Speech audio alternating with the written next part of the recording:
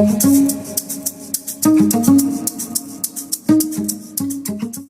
name is Ene, and I love to share with you a true life story about the gatekeeping job. In the bustling city of Makurdi, Nigeria, I got to know about a young man named Tim. He had recently graduated from university, but despite his qualifications, he struggled to find a job. Tim was a popular figure in his community, not because of any worldly success, but because of his unwavering dedication to his faith. Tim devoted himself wholeheartedly to serving God in the church's praise team. His soulful voice and cheerful spirit lifted the hearts of everyone around him. Whenever Tim led praise during the service, you couldn't help but be moved by his performance. His singing and dancing had a way of inspiring even the most reserved congregation members to get up and dance, praising God with joyful hearts. His energy and talent made everyone fall in love with him.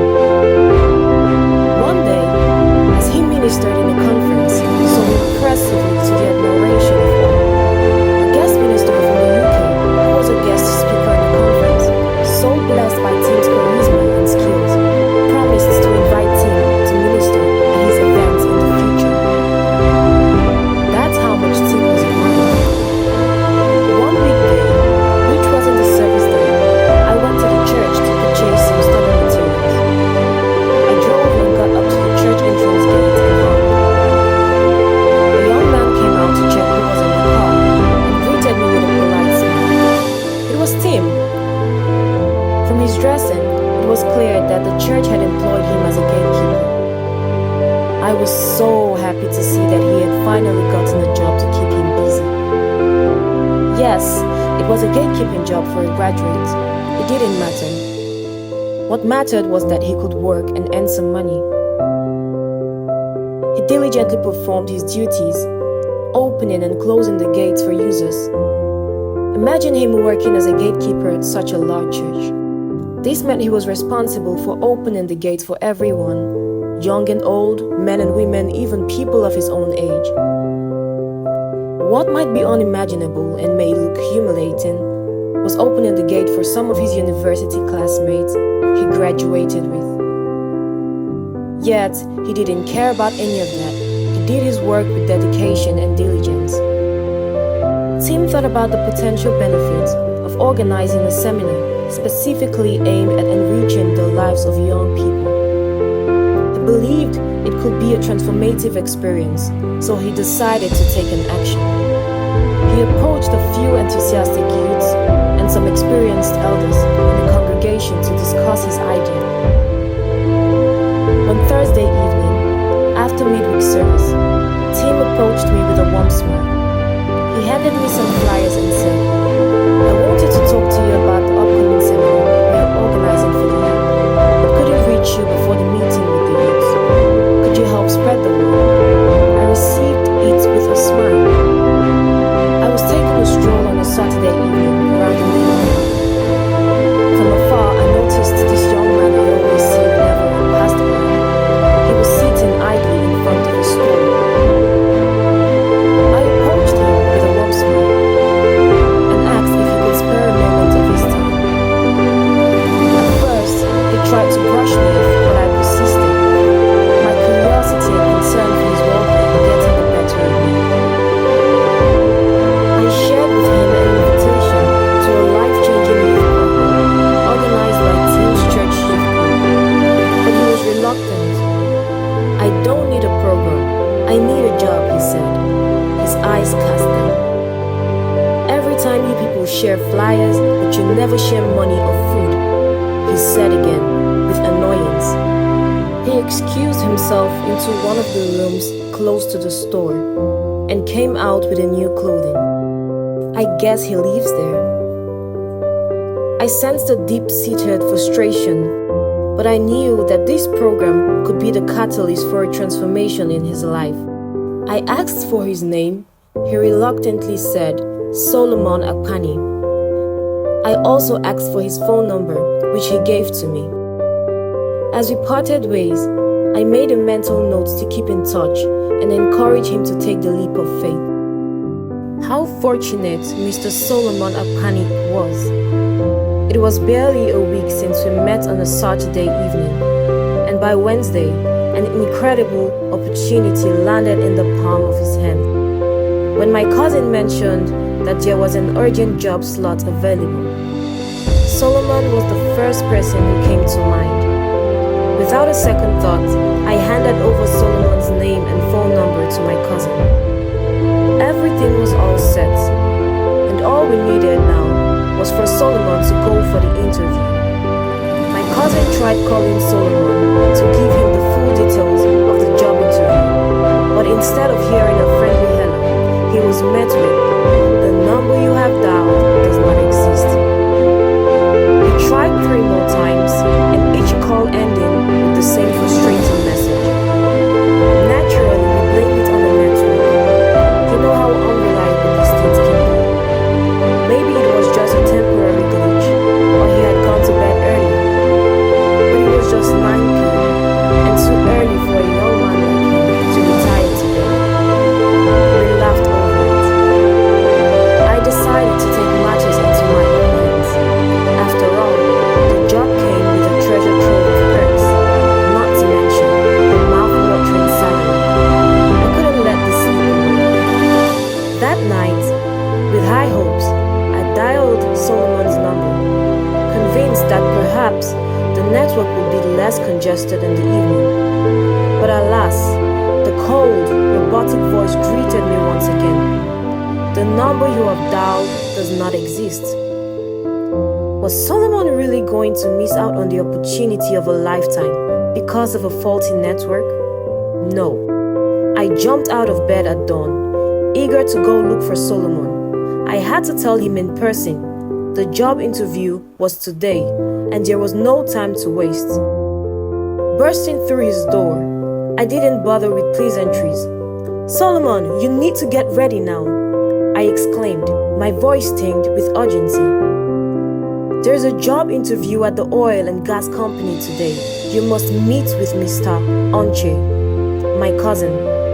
Solomon's eyes widened with excitement and hope.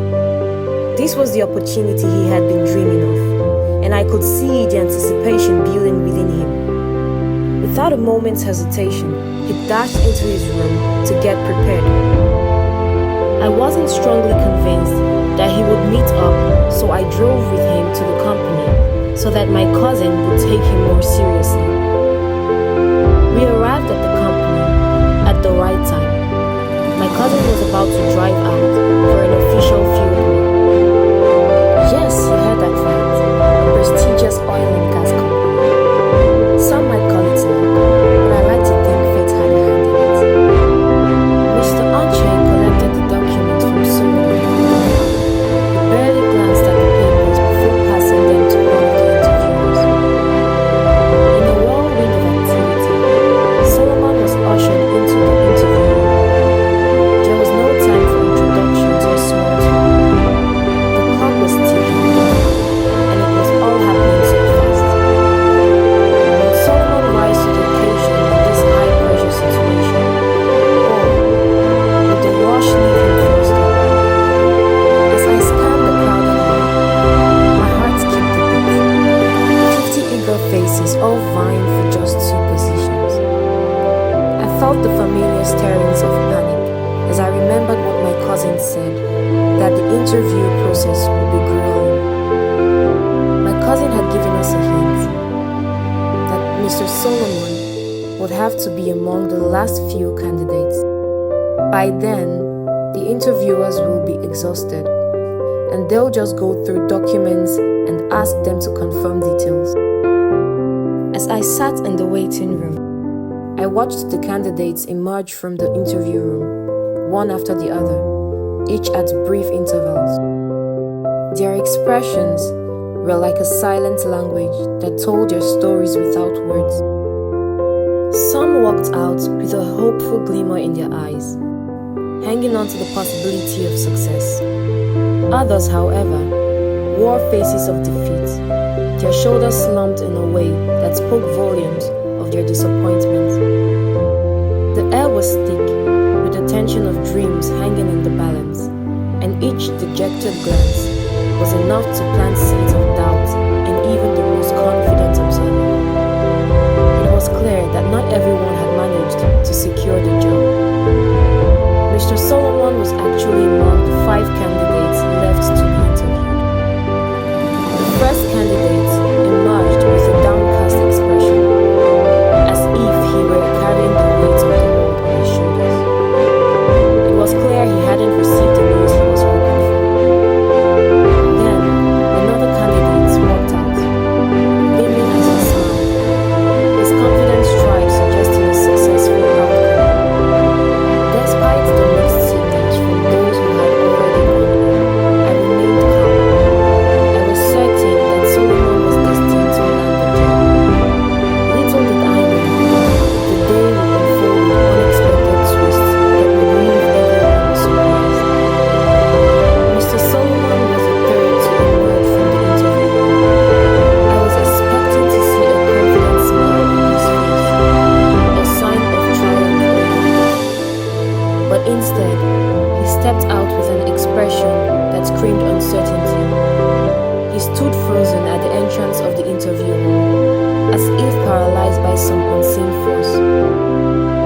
It was as though he had seen the ghost of his great-great-great-grandfather among the interviewers. His file was gripped tightly in his hand, his knuckles white with tension. And then, just like that, he collapsed to the floor lamenting. I bent beside Mr. Solomon, his body shaking with sobs. With my voice trembling with concern and my heart racing with fear, I gently asked, "What happened?" He looked up, sobbing. He whispered. His whispered reply sent shivers down my spine. Curiosity is buzzing. What on earth could Mr. Solomon have whispered that left me utterly speechless? I want to hear your wildest guesses in the comment section below. Your theories might just be the secret ingredients that make the next story even tastier. So, grab your favorite drink, get cozy, and stay tuned, because the jaw-dropping revelation is simmering, and it's about to be served hot. Don't miss the shocking and mind-blowing conclusion of the Gatekeeping job. Hit that notification bell and subscribe now.